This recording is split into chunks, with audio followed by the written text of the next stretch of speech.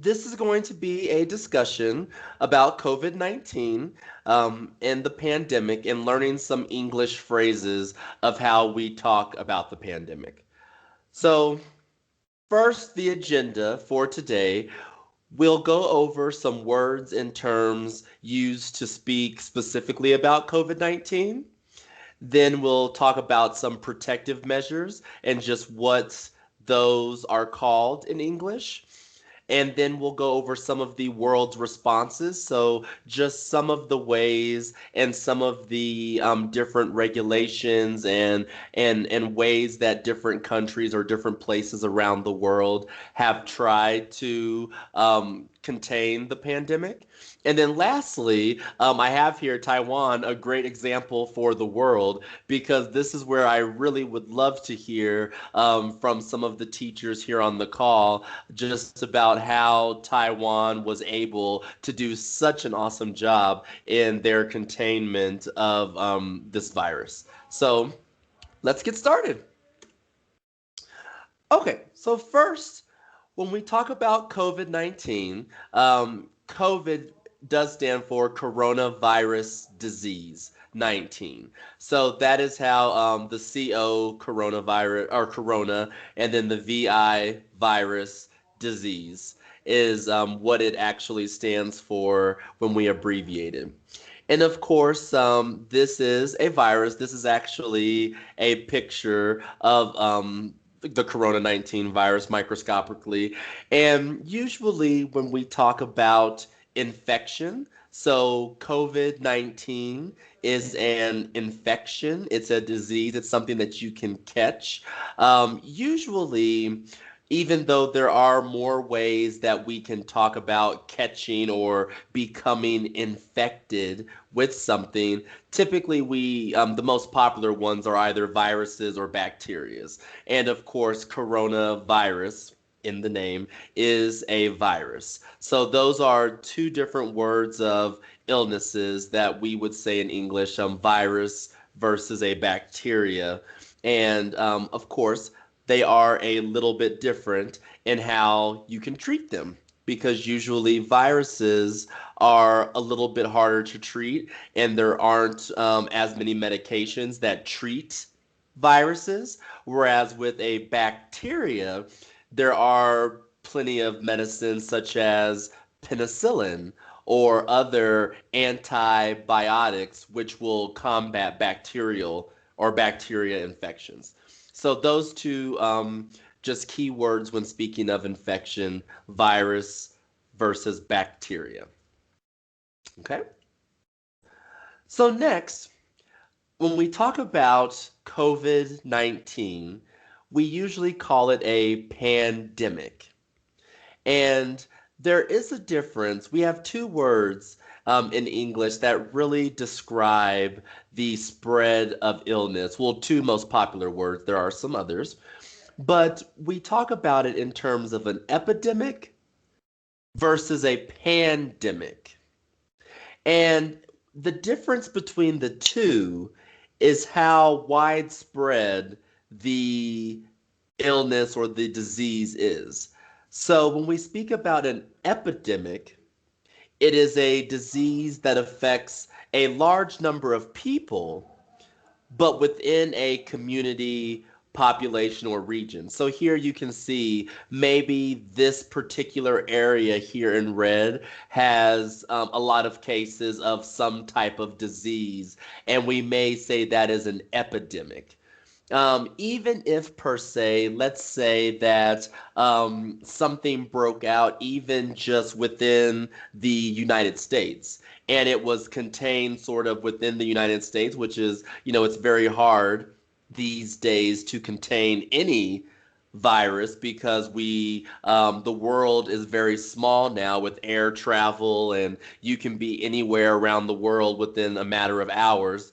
So it's hard to contain a lot of things, but an epidemic is very regional. It's very small. When we classify something as a pandemic, which is what we say for COVID-19, that it is a pandemic, that means that it is an epidemic, but it's across many countries or many continents. So as you can see here in the picture, coronavirus has now touched practically every continent in the world, if not, I think even Antarctica now at the science research centers there, I think they've even had a case of coronavirus. So it literally has touched every continent in the world at this point. So it is classified as a pandemic versus an epidemic. Any questions so far? Okay. So next, let's talk about infections and what is most dangerous about infection, and that is the fact that they spread. So the word that we use in English to talk about that is contagious. Contagious. And what contagious means is that something can spread from one person or organism to another by either direct or indirect contact. So coronavirus is contagious. Um, Strep throat, if you've ever had a very sore throat or a strep throat, is what we call it. That's contagious. Um, so it just means that it can be spread from one person to another. Contagious.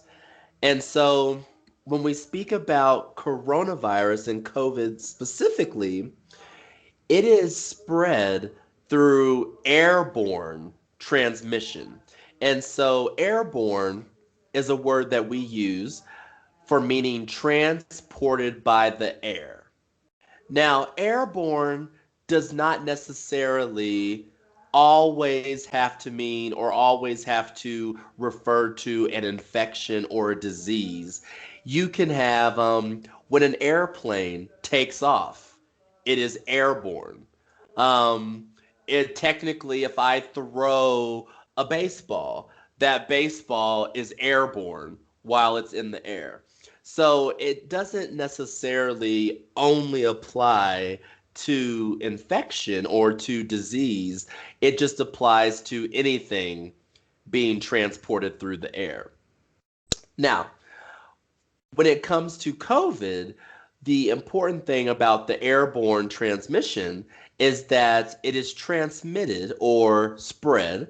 So, transmitted, another word for spread, it is transmitted through droplets.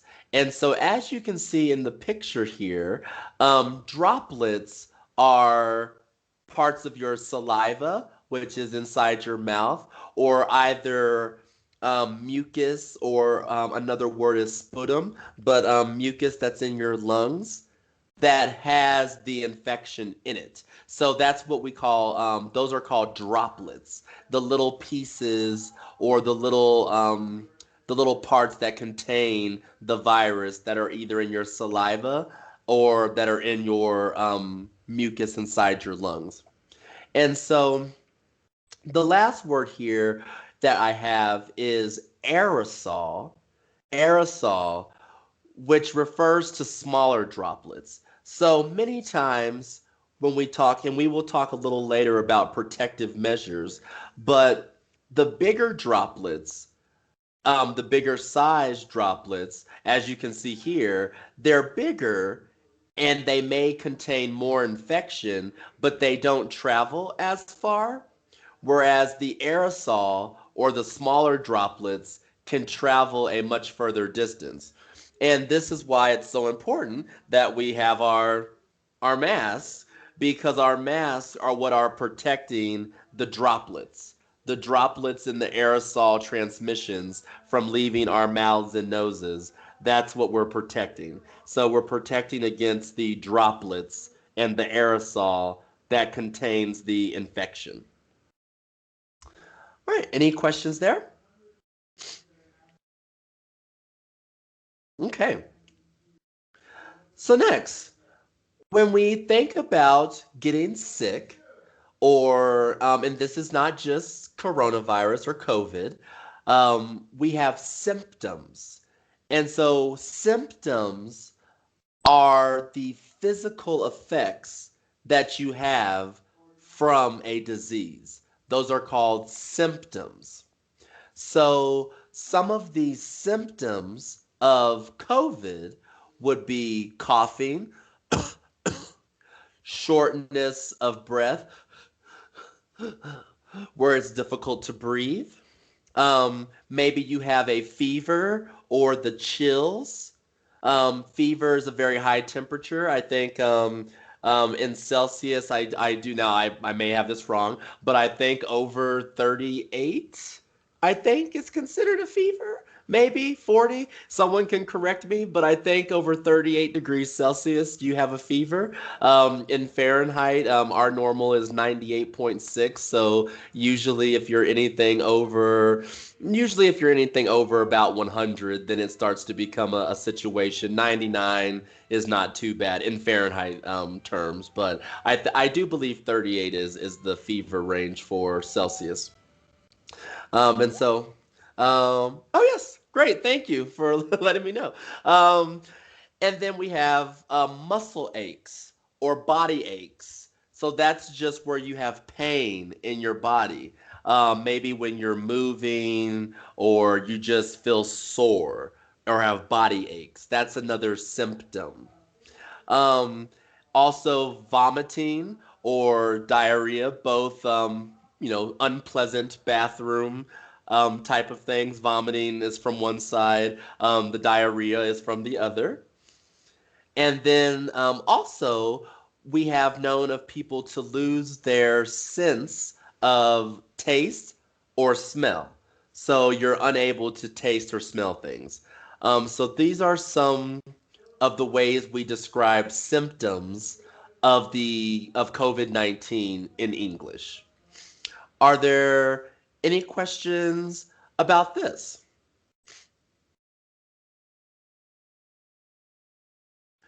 And so I know one of the major pieces that makes COVID such a hard thing to know is that its symptoms or the physical presentation of the disease, its symptoms are very similar to other diseases or illnesses that one may have, especially the flu. So, influenza or the flu is another illness that has very similar symptoms as COVID. So, in the beginning, last year, when this first started happening, many people, before we knew about COVID-19, may have thought that they just had the flu because they're very similar. The symptoms are very similar.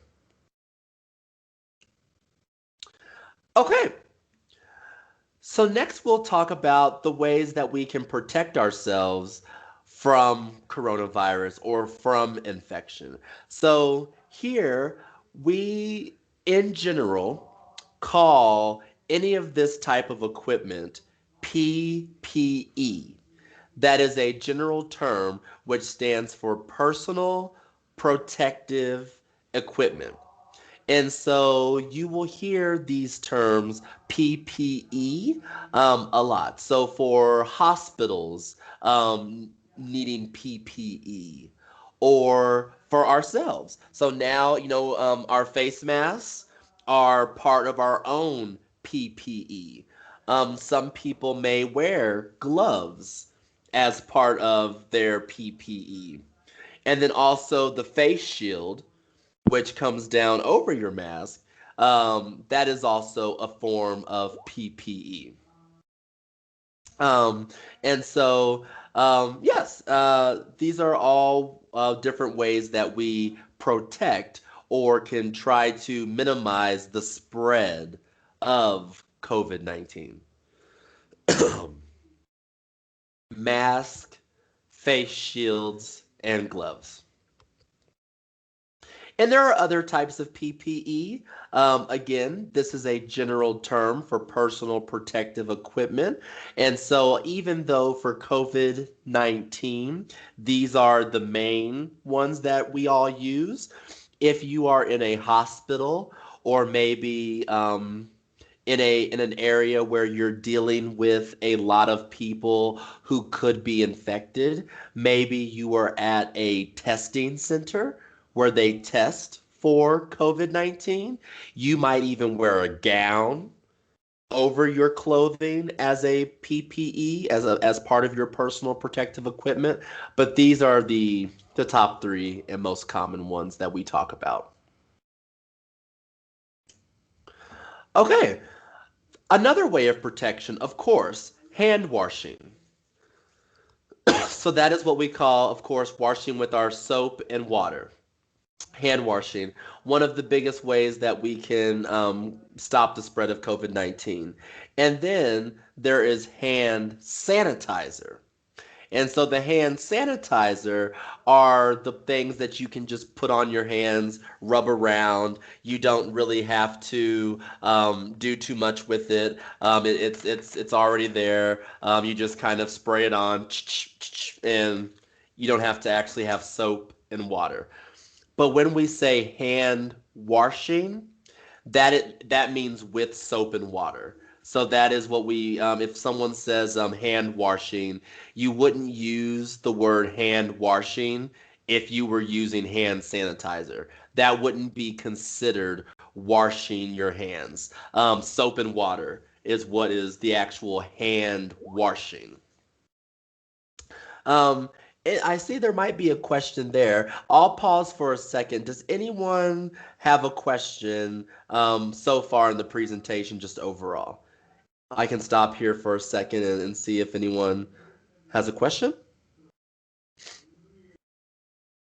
Okay, very good. All right.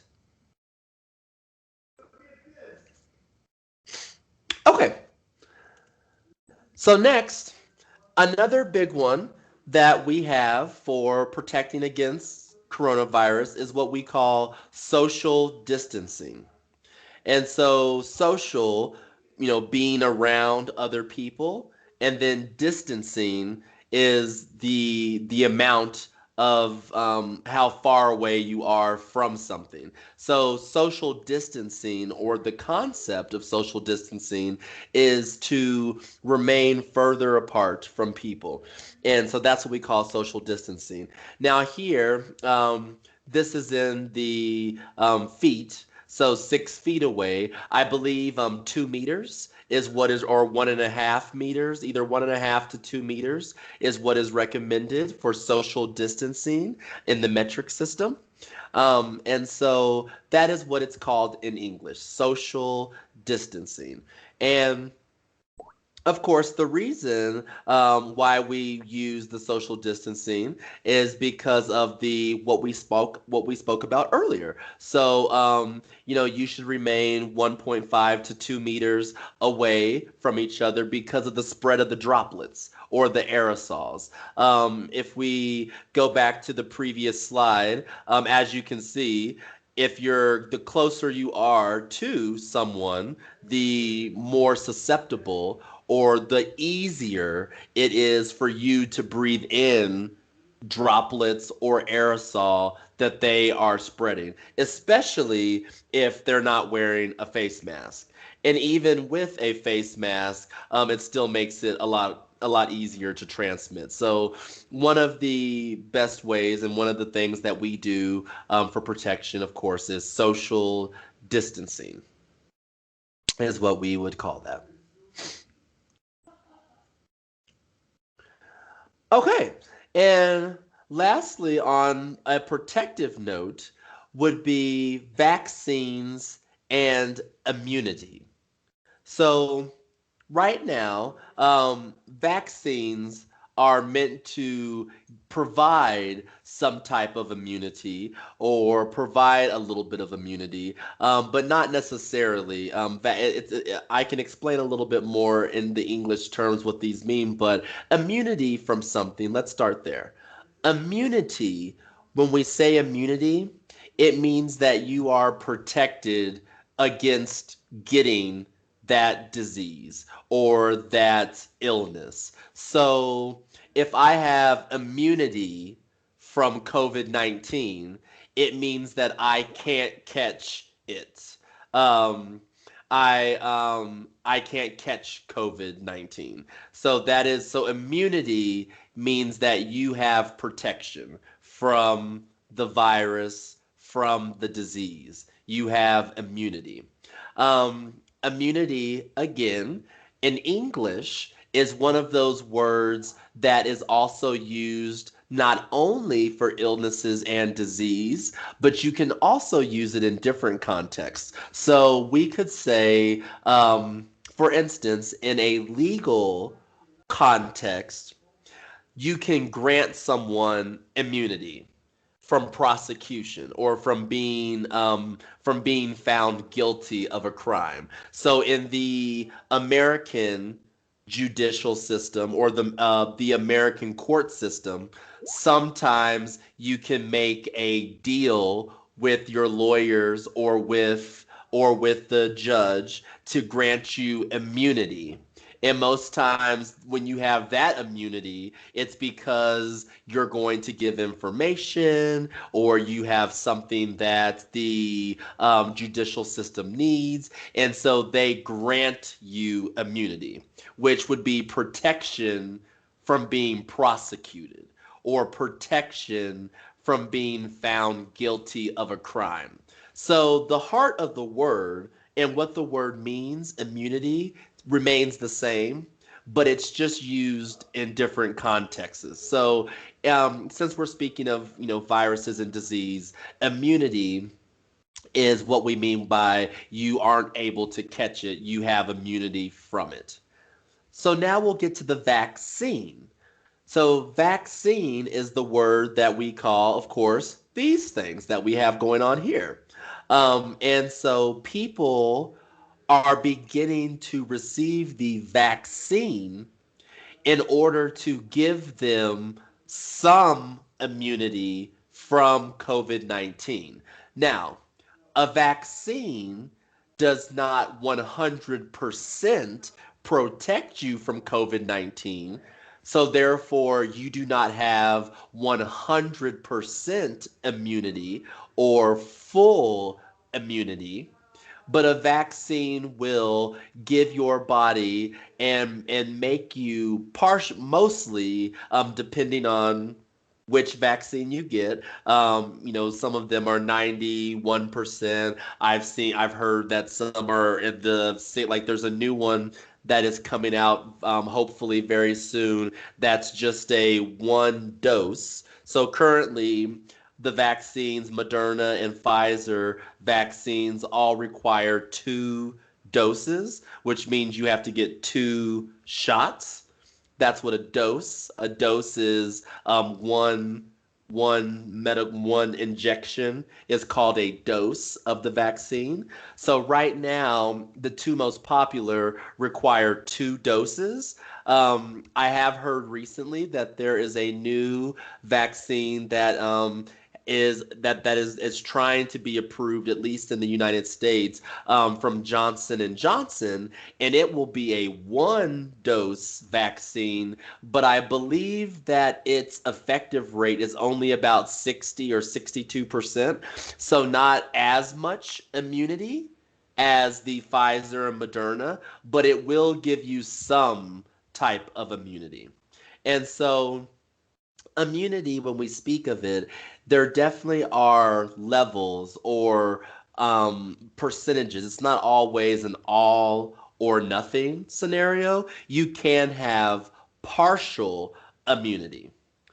Also, besides the vaccine, and this has been debated, there's not, I don't think we have a clear answer to this, but if you are unfortunate enough to catch COVID-19, you do have a period of time where you are immune or you have immunity to catching it again.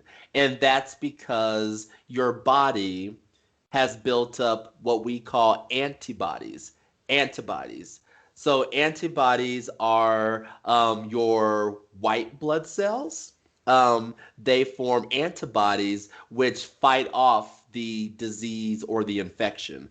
And once your body has created the antibodies against COVID-19, it protects you from getting reinfected, from getting that infection again. But there's a lot of debate, and it's not quite clear how long that immunity lasts. We do know that it's not permanent, that eventually that immunity does wear off and you are no longer immune to it after you have COVID-19. But you do, I think right now, the consensus or the agreement is about 3 to 5 months is about how long you have immunity after you, if you are unfortunate enough to have COVID-19. But again, immunity is the big buzzword that we're talking about in this stage of the virus. How can we get more people immune to this disease? Another term I want to mention that I don't have on this slide is the concept of herd immunity. In herd immunity, I'll put it in the chat here. Herd immunity.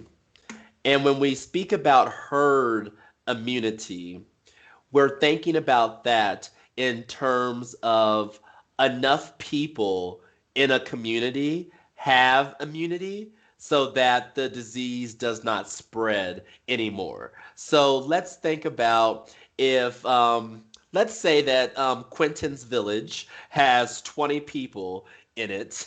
And so we have 20 people in our village. And let's say that 19 of us, or and let's say 18 of us, are immune to COVID-19. The chances of the other two people who aren't immune, the chances of them catching it in our community is very low because so many people are immune to it that the chances of you coming across someone else who may have it are very low. And so, one of the goals and one of the things that we are trying to achieve with the vaccine is herd immunity. We want to have enough people around the world or within your community. There, we want to have enough people be immune to COVID-19 so that it makes the spread of the disease much less likely. So herd immunity is the goal of vaccinating people. So for instance, I don't think it's usually used in this context, but we used to have diseases such as, even though now the measles are starting to come back, are making a comeback, but things like polio or things like smallpox.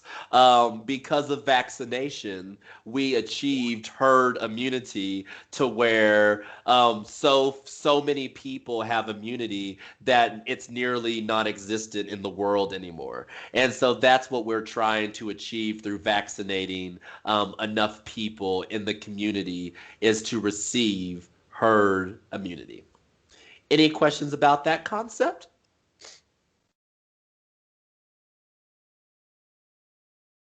Okay. So now I want to talk a little bit about the world's response. And there are some different things that have gone on in different ways that countries or regions have tried to control the spread of COVID.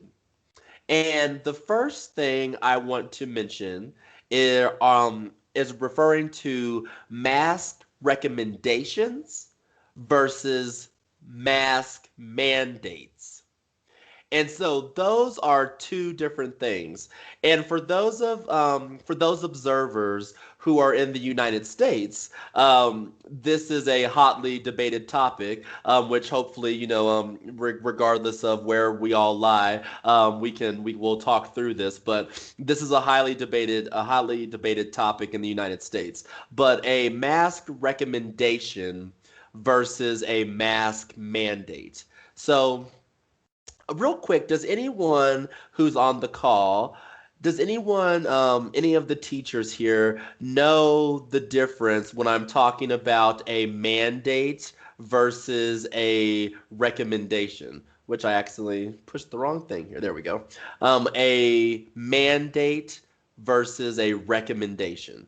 Does anyone know? Has anyone heard those terms before? Okay. So a and I'm a recommendation. When we say recommendation, that is a suggestion. It's when we're telling someone this is what you should do. So, or this is what I suggest you do. So, I may make a recommendation. I may say, Luke, I found the best pizza place. I recommend that you go there. It's a suggestion. It is something that I'm saying, you know what? I believe in this, so I recommend that you do it too. And so it's something that's just basically asking someone to do something, recommending that they do something.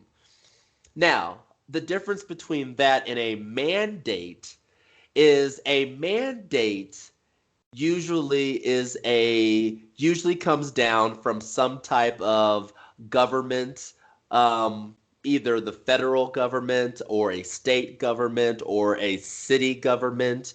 But a mandate is when something is actually legally where you have to do it on a legal basis. So if a government agency puts out a mandate, that means that it's not an option. It's no longer a recommendation. It now becomes a requirement. Now you have to do it. You are, yes, a good word. Someone said forced. You are forced now. So if I mandate you to do something, that means that you must do it. You are forced to do it. And whether there are legal penalties related to not doing it, that's a decision between different places. But a mandate is a requirement. It's no longer an option.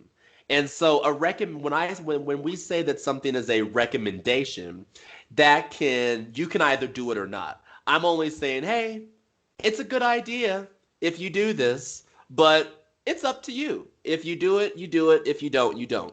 That's a recommendation. Just like Luke, if I recommended that he go to this really good pizza place, Luke doesn't have to go to the pizza place. He could just choose not to go to the pizza place. Whereas if I were to mandate that Luke go to the pizza place, he would be required to go to the pizza place. And so that is, and I'll share my screen again. That is a big difference between a mandate and a recommendation. And so when I say that that is a hotly debated topic, it comes down to, especially in the United States and other places in the world too, of whether mandating or requiring someone to do something is right or not. Whether someone's personal liberties or personal freedoms are being impeded if they're mandated to wear a mask versus being just a recommendation to wear a mask. And so that's something that is hotly contested. It's hotly debated. Some people are for making a national mask mandate. And when we get to the next section, this is where I would love for you all to be thinking about some things of the differences in the response, because this is one of those things where we can do a recommendation or we can do a mandate.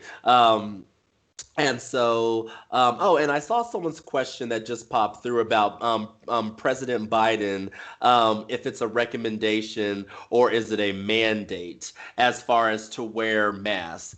I would say on this one, this is more of a recommendation. And the reason being is because in the United States, and the way the government system is set up, um, President Biden at the federal level, which is the national government. So at the federal level, it's President Biden doesn't have the authority in most cases to make a national mandate. Now, he could debate this and go to the Supreme Court and see if this is true or not based on the Constitution. And this is a state's rights versus a national or federal government right.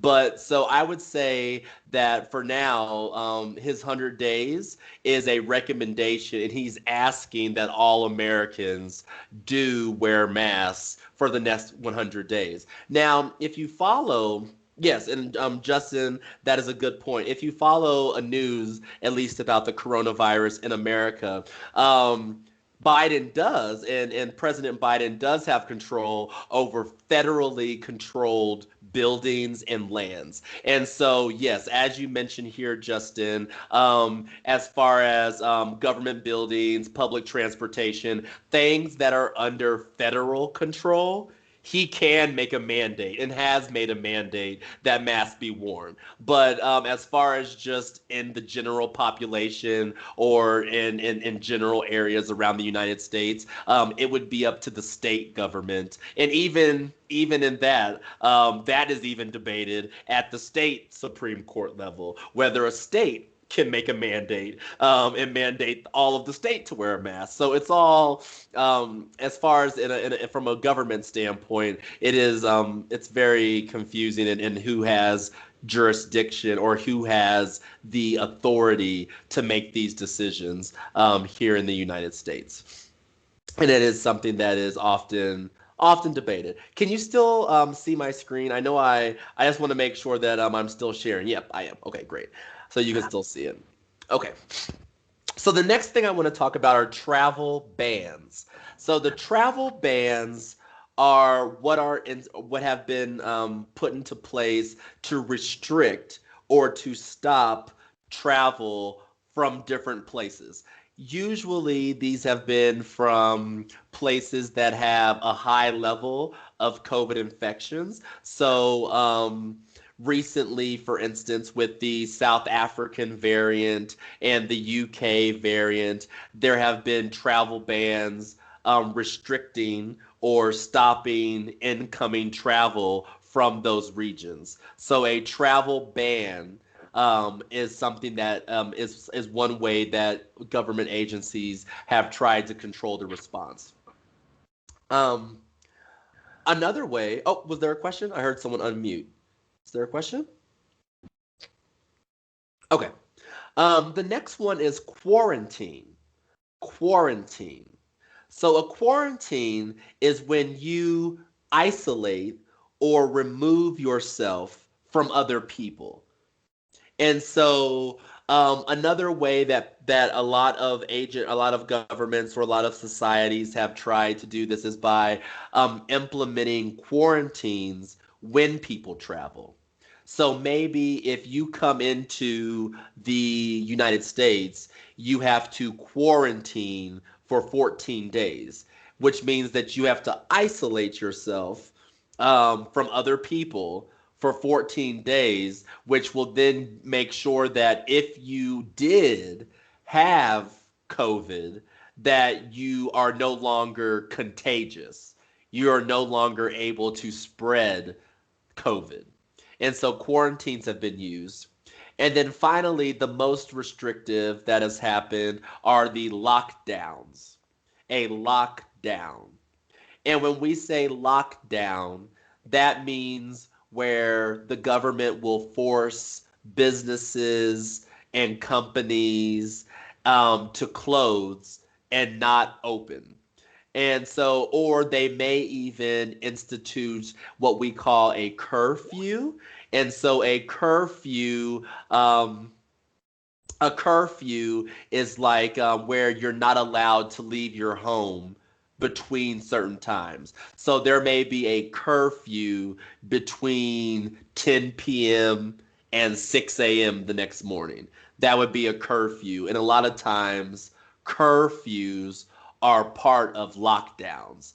And so when we in March of last year, at the time I was living in Los Angeles, when we at the end of March 2020 went into lockdown, all businesses were required to close and work from home except for what were called essential businesses. And essential businesses are ones that, like grocery stores, hospitals, pharmacies, these types of things had to stay open, but everything else was forced to close. So, movie theaters, shopping malls, restaurants, pretty much any entertainment venue, bars, everything was forced to close and not open. And so the point of a lockdown is to limit people's interaction with other people.